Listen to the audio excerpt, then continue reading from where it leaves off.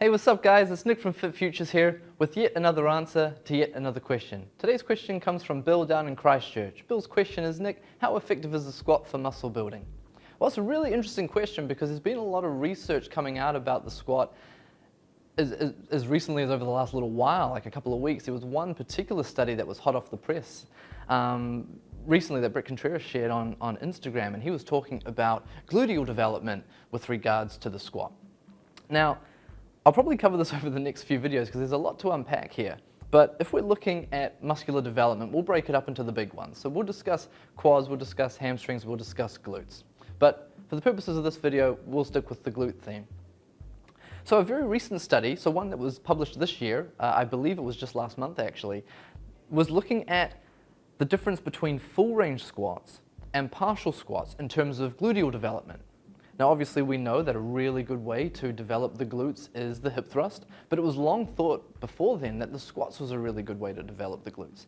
And researchers like Christchurch had always felt that it was, but he believed that the greater the range of motion in the squat, the greater gluteal development you could anticipate.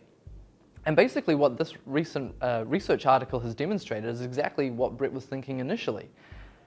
They discovered that with partial range, so a partial range for them, they were looking at a half squat. So they were looking at your parallel squat. The full squat, that is just making sure that you're going right the way down. I believe that the old school trainers refer to it as ass to grass, right? So you're going right the way down, a full and more concentrated range of motion.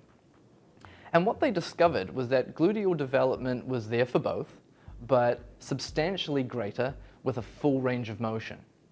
Now this is really interesting because that allows you to program, I guess, a technical variation of the squat specific to the goal. If the goal is gluteal development, right, and gluteal development in substantial terms, then a full range squat is the way to go.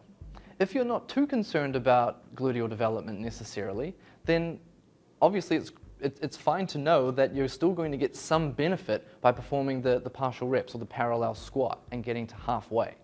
Okay, so the same exercise, two different technical points with respect to the range of motion that you'd be asking your client to adopt, or perhaps you yourself would be adopting in the gym.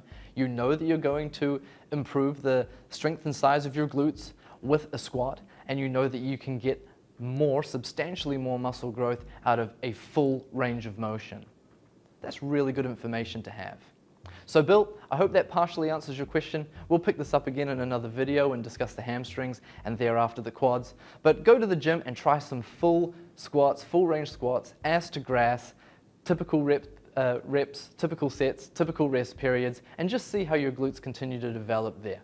Until next time, team, keep safe.